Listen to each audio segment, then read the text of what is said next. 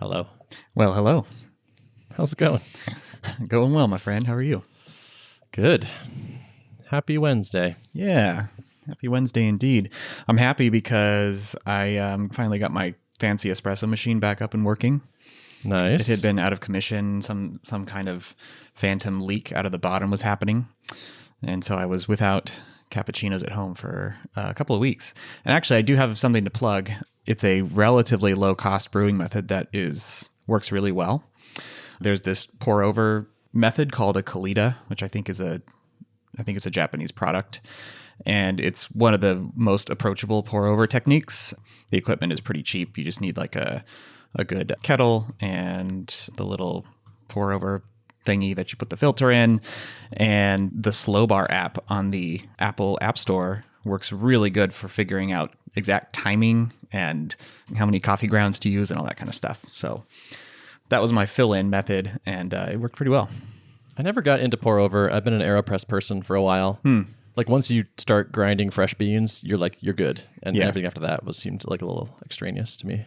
Yeah, I haven't done a side-by-side comparison with the easier, quicker brewing method to see if I could really tell the difference, but sure. Yeah. Well, that's cool. Actually, I did a little experiment and quit caffeine for a little while. Oh, did you? Yeah, last couple of weeks. It was interesting. I tapered off pretty fast, did it over just a couple of days, and then went cold turkey. So I'm actually back on the caffeine train. I'm not honestly convinced it was worth it. So knowing I'm going to get some caffeine when I wake up is such a nice thing, to get me out of bed. Giving that up was a big loss, where it's just like, oh man, I don't have a thing to look forward to. And getting decaf kind of gave that that ritual feeling, but it wasn't the same. And honestly, I didn't notice that much of a difference. I think I napped a little bit more effectively. I found myself, I would come home from work and fall asleep at 6 o'clock or something pretty consistently, so I think it sort of exposed my sleep deprivation a little bit more. I may have been a tiny bit less anxious. I felt a little calmer during this period. I don't know if I was just, mastering my brain, or if that was just a caffeine side effect, or, pure suggestibility.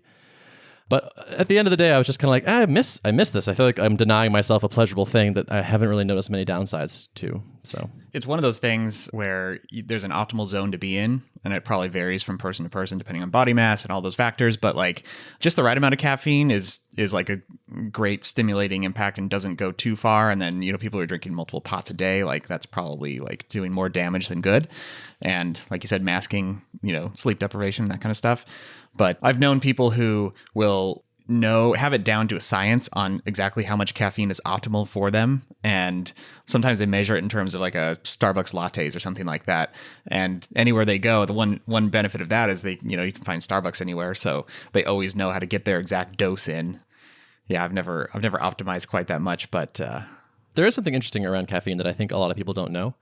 Where I know a lot of people that will just drink caffeine way late in the day, or at 9 o'clock at night. And I'll always ask them, are you drinking caffeine? And they always go, oh yeah, but it doesn't affect me. I can go right to sleep after this. And an important thing to be aware of is self-reported sleep quality measurements are unreliable. So when you put someone in a sleep lab and you give them caffeine before bed and you measure the quality of their sleep with instruments, however they do it, caffeine totally affects sleep quality late in the day. It makes it worse. But if you ask people about their sleep quality, they don't report worse sleep.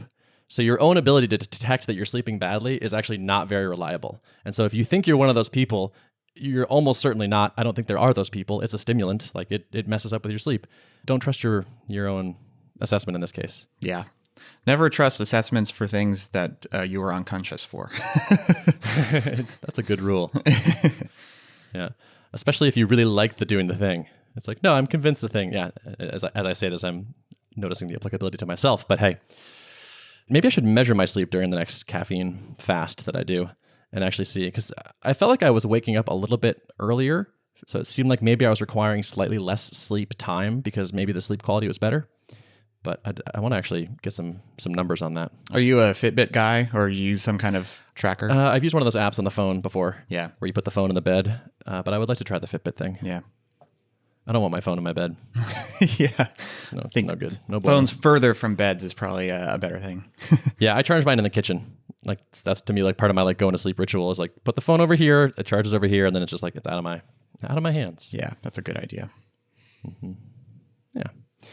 So talk about work. Yeah. What's been going on? Some good stuff.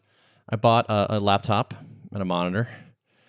Didn't really have a dev machine that was portable. I had like a little travel MacBook 12-inch that was good, but I want I decided it was time to get a real machine because I've been focusing more and more on dev stuff. And I've been writing code in Xcode, which is very Chromey.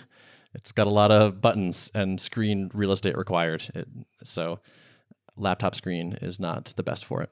Is it not a viable option to really write Swift code in a lightweight editor? Like, do you need to use the IDE? I think you can. I believe there were Thoughtbot people that used Vim, and there's I think a lot of the functionality of Xcode is available through command line tools. For now, I'm not worrying about that at all.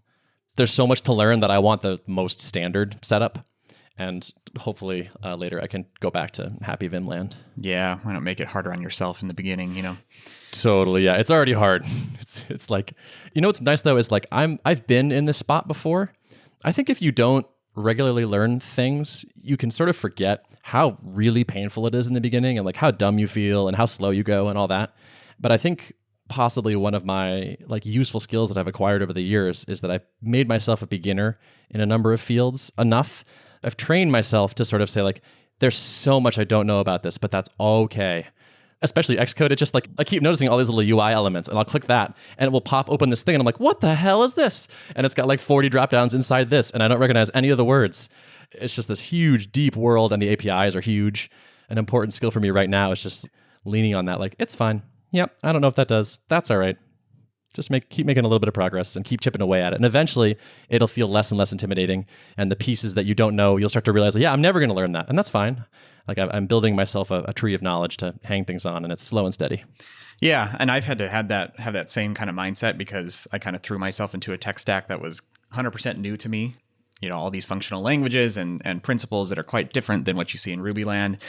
Yeah, I've had to come to a similar conclusion where it's like, it's okay. I'm not going to know everything. And one of the things I really appreciate about kind of the Elm documentation and the guides and things is like, that is very much the sentiment expressed through all the documentation. It's like, don't worry about, even how this file is going to morph over time. Just keep adding to it and you'll know the right time to split things up or when to, learn an advanced technique or switch to a more advanced program type. But for now, just like start with the basics and keep layering on brick by brick, and it'll be okay. It'll be okay. Yeah. I think Elm is doing it better than anybody. Like, I don't think I've seen a language with so much care and intelligent thought in it as Elm in recent memory. Maybe Clojure. Clojure also is great, although not nearly, it lacks a lot of that friendliness.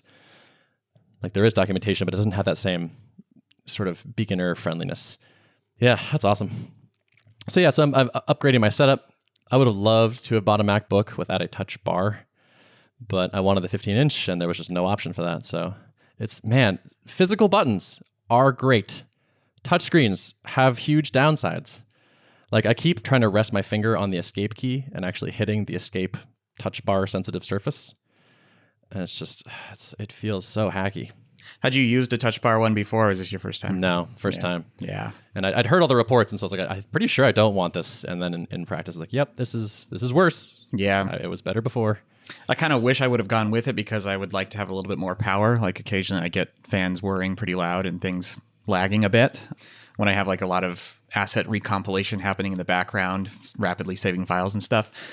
But I don't know. I'm still get to bask in my physical escape key. So yeah, it seems like people are taking to buying the older ones, like 2013 or 15 or whatever it is. Like right before pre-touch bar was a good year, which is pretty sad. It's quite an indictment. But yeah, I wanted the new processors and whatnot, and not fiddling around with refurbs and things. Well, hopefully the world's first $1 trillion company will find their way back on the hardware front. That'd be awesome. I feel like it takes a lot to be like, you know what? This is just not as good, and we're going to go back to something else. I think I could see Apple doing that. I don't know. Who knows? I wonder what the mood is internally. Is a commonly held belief that like, hey, this is annoying? Not just the touch bar, but also just the low profile butterfly keys have been such a headache for them, I think. You know, they've had to extend the warranty. There's been all the class action lawsuits. And so, I don't know, they must be feeling the pressure, but I'm not sure how much they pay attention to that or if they kind of can rest in their comfort of massive piles of cash. Yeah, exactly. Yeah, who knows? So yeah, it's nice to get my setup upgraded. That feels good. Like I said, I've been throwing myself into macOS development, which still is a gnarly world to me. And it's tough diving into what feels like a smaller community. It seems like if you're doing development in Swift, you're probably writing iOS apps. That seems to be like maybe 10 to 1, the resources for iOS versus macOS. There's less out there. Like last time I said this, someone was like, no, you've got it wrong. There's plenty out there. But I'm still having trouble. Like I'm still like, where's a great tutorial that has the latest version of Swift and the latest version of Xcode? It's like in Ruby, like it feels like that's just everywhere. And there's tons of great options for that. And it's like, it feels like there are way fewer here. I mean, in communities like Elixir and Ruby and Elm, there's quite a few people who are like independent content creators producing tutorials and how-tos, and some free, some paid. There's just a lot of people kind of interested in that. So are you finding most of the documentation you're reading is like official docs from Apple or? Yeah, a good amount of that. There are some people that are making independent stuff. I found some things like that, but it doesn't feel to be like as much of the culture as other languages I've been a part of. We're making progress. We keep adding features to the app, and it's moving along, and I'm slowly getting up to speed as well. So yeah, I remember we had talked a few weeks back, and I think you were debating on how deep on the technical stuff are you going to get? Are you going to stick in just the web land, or are you going to go into native? What was the thinking behind diving into native? It's what we need right now. Yeah.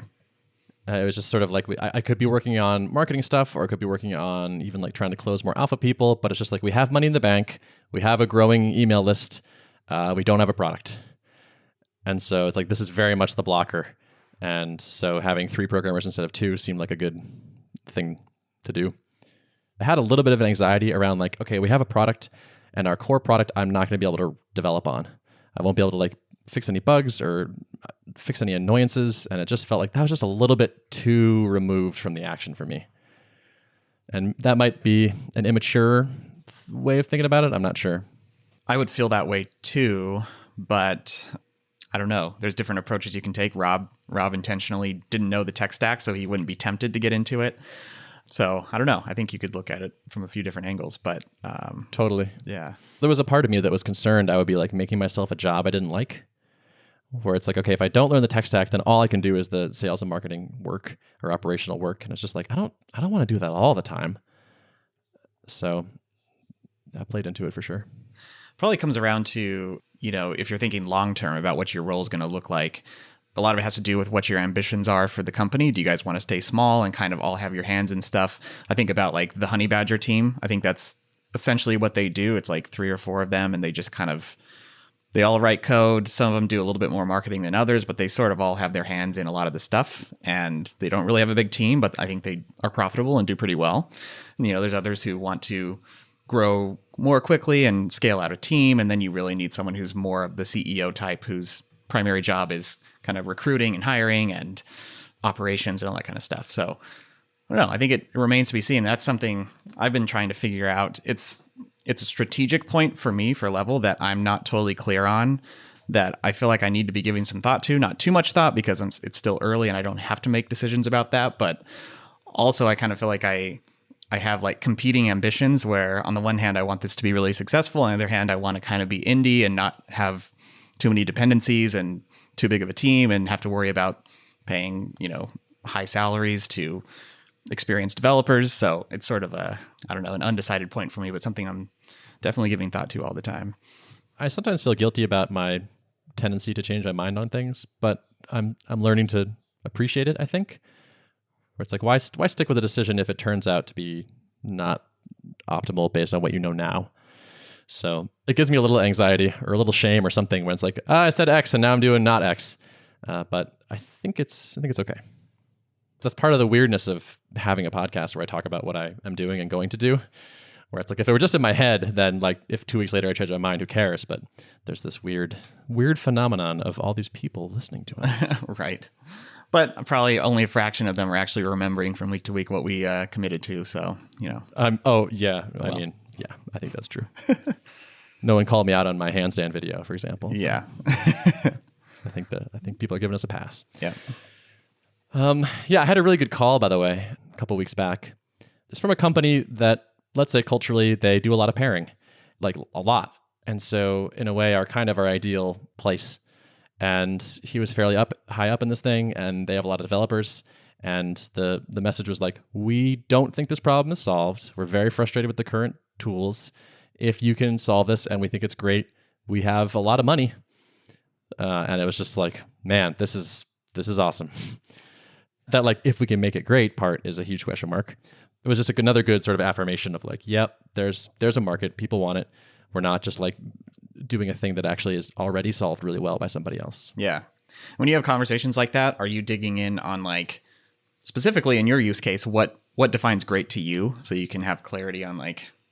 I try to, yeah. When I'm on my game, I dig into that, because that is the interesting part. It's like, why isn't this working? What do you need it to do? And that usually is boiling down to sort of latency, and like bugginess. Like there's just a lot of like getting the keyboards working correctly, getting mouse working well, having 2 mouse pointers, things like that. It usually boils down to just a couple things, which is a little dangerous because it means those things are hard, I think. I don't think other people are not trying. Yeah, that's probably the area of highest risk, because it's the hardest challenge to solve. It's not like, can you make a UI that does things? It's like, can you get the bits moving across the wire efficiently? That's real fast. Tricky. Yeah, for sure. And along those lines, we've been doing calls. We had a call earlier this week, and we have another one tomorrow. I reached out to 2 WebRTC experts just to do like a 1-hour call each to sort of get us like another like just like point us in the right direction, help us avoid some potholes, things like that. I feel good about it. Getting to talking to people that know what's up and saying like, here are the requirements of our domain and what we're trying to optimize for. Like which codec should we be using and how should we tune them? That kind of thing. It's useful stuff for sure. Is there a lot of open source stuff that you guys can kind of pull in for the native stuff, or is it? Yes. Okay. The WebRTC itself is open source. So like we've pulled in that whole thing. We don't have a lot of dependencies at this point. It's basically WebRTC. There is a kind of RubyGems equivalent for macOS land, but there seems to be, again, a little bit less of a tendency to use external dependencies. These are my observations as a new person, so take them with a grain of salt. But it seems like people write a good number of their own dependencies. I don't know. We don't have a ton of code in our app as of yet. WebRTC is a big piece, and the rest is mostly us. We wrote an action cable client because we wanted to use that for communication between the peers. And there was not a good action cable client for Swift that worked for us. So we've been doing little bits here and there. That's cool. And I imagine a platform like Swift has a very large standard library kind of baked in that interacts with the operating system. So that's probably why there's maybe a little bit fewer dependencies pulled in, because it's just so much baked into the platform. Yep, I think that's true. Yeah. Cool. Yeah. So that's the big stuff for me. Nice. What's up with you?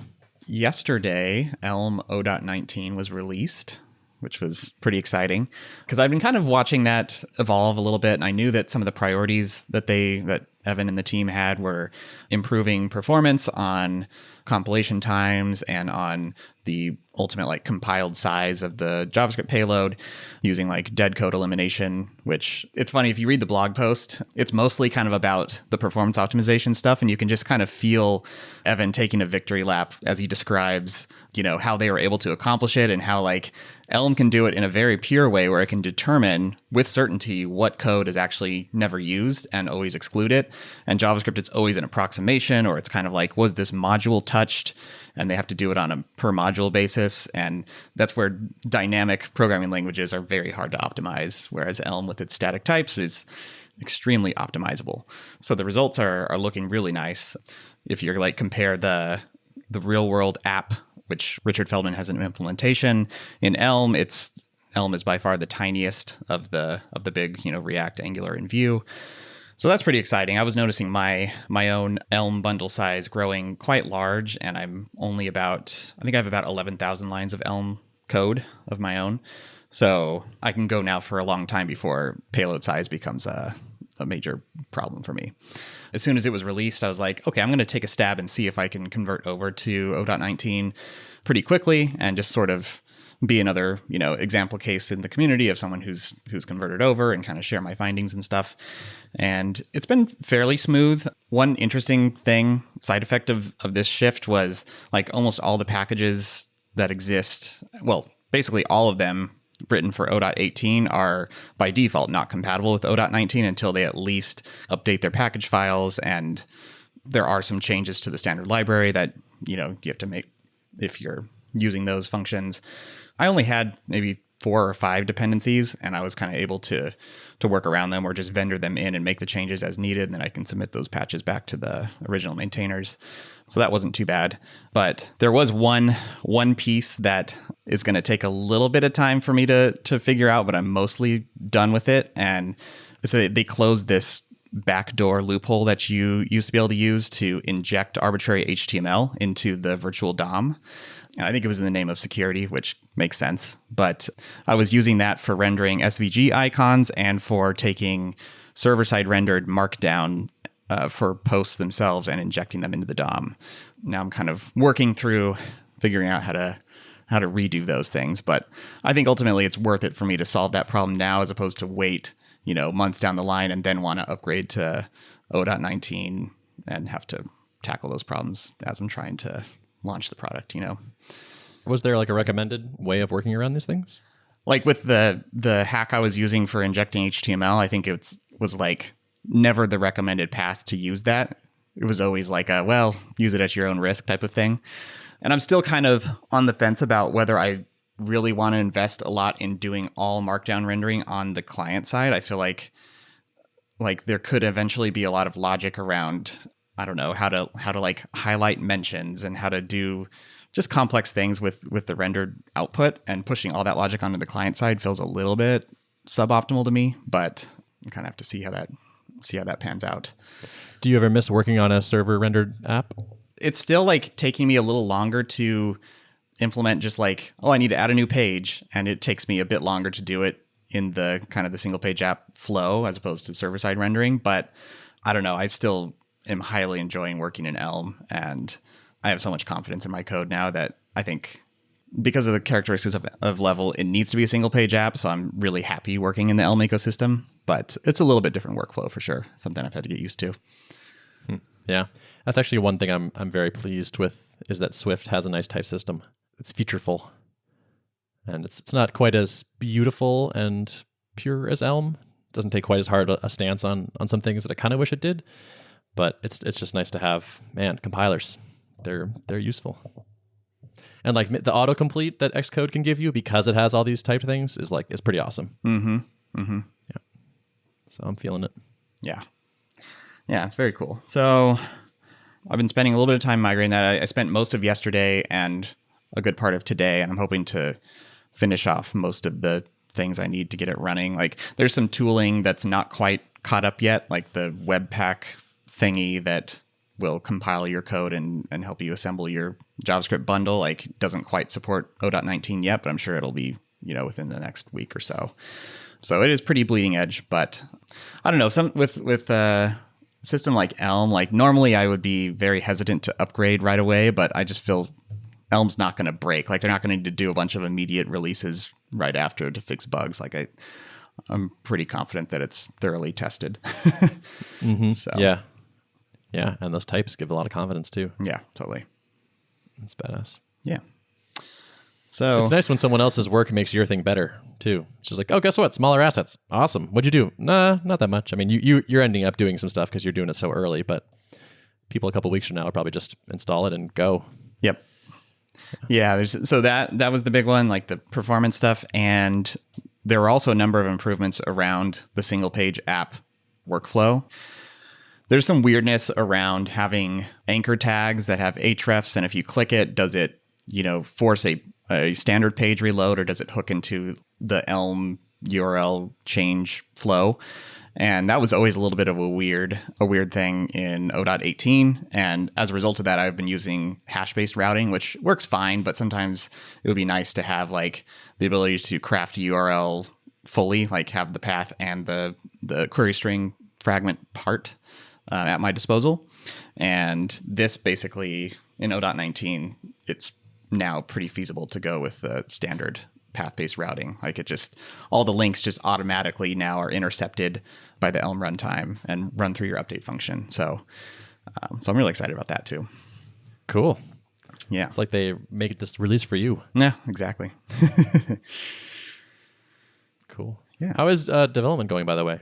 It's going pretty good. Yeah. I'm still working through inbox stuff. This has been a little bit of a sidetrack doing the upgrade, but yeah, I'm feeling good about velocity and about my kind of new mandate to just get the MVP out as soon as possible. So, yeah, I'm feeling positive overall about it. Cool. That's good. Yeah. Anything else?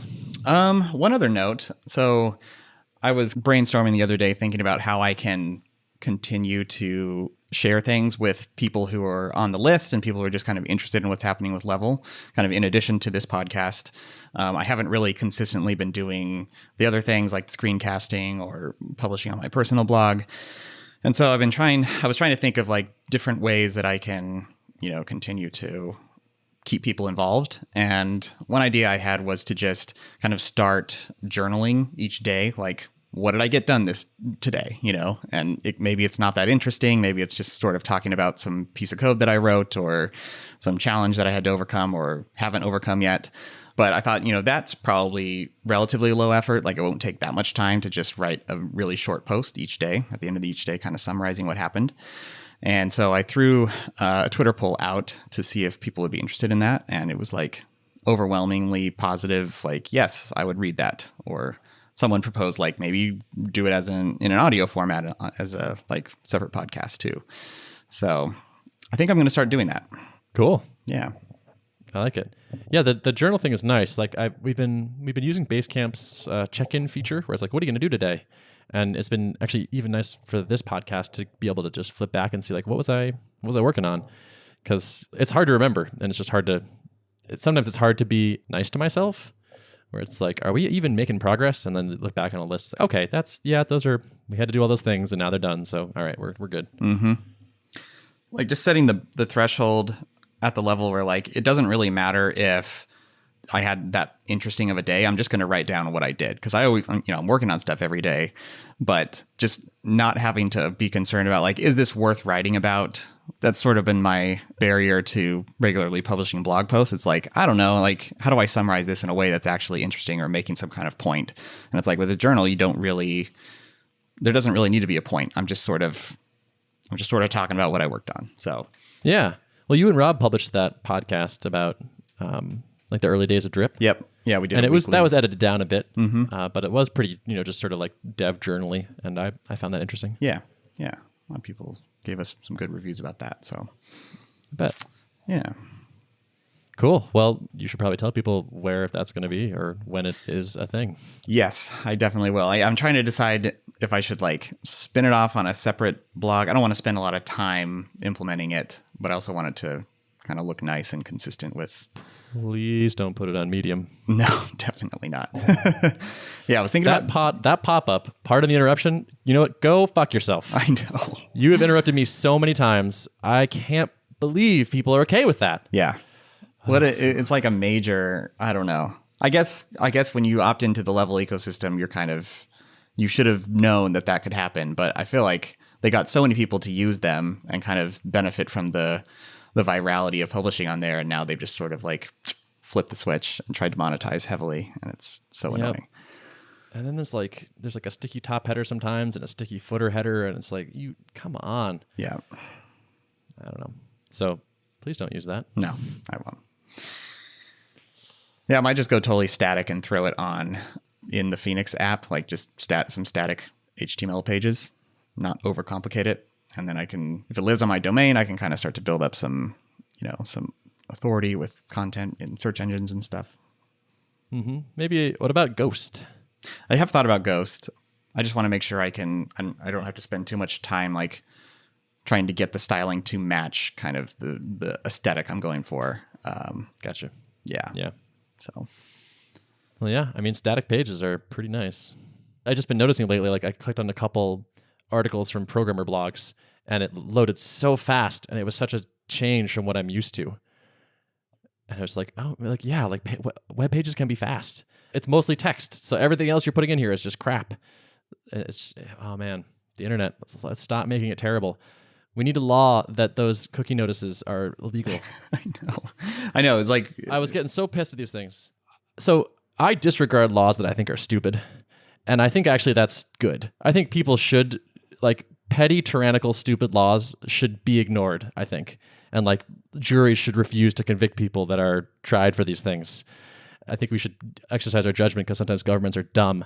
And so I think if you post a site uses cookies notice on your website, you're a coward, and you should just accept, like, yeah, you might have some penalties, but like, let's not screw everyone, and like join the club and like screw those things. Right. Well, especially if you're not in Europe right now, like, I don't know. Yeah. But even if you are, like, come on, let's be better than this. Yeah. Well, it was funny, shortly after the GDPR stuff, quite a few news organizations had like a separate version of their site that didn't track, had no JavaScript, and like was not tracking it at all. It was all static. So it was all like GDPR compliant because they're not tracking you at all. And those pages are just so blazing fast. Right. Well, yeah, you can still do that. I know. I'm pro that. Like, yeah, let's do that part. Yep. Let's just make a good internet, Yeah, I'm all for it. I'm going to start charging people. I want to invoice people every time I click a cookie notification. I'm going to pass a law for myself that says it costs $1,000 for me to dismiss any of those. Yeah. How are you going to collect on that? I mean, the same way the EU collects on not doing it, like, which is you just mostly don't. Mm-hmm. All right, I got a little ranty. No, it's good. It's good stuff. Get it off. Okay, Gotta get it off your chest. Yeah, that's true. Do I feel better? I guess I feel a little better. I wanted to tweet that. I was trying to get the right wording for it, but it's. I think it's better when you can say it and people can hear the frustration. I don't want to have negative tweets, but I guess occasional negative podcast rants are okay. Yeah, sorry. All right. Let's wrap it up. Cool. Shall we? Let's do it. Notes of the show. Notes of the show can be found at artofproductpodcast.com. Yeah, they can. And have a good one. Yeah. We'll see you next time. Thanks for listening.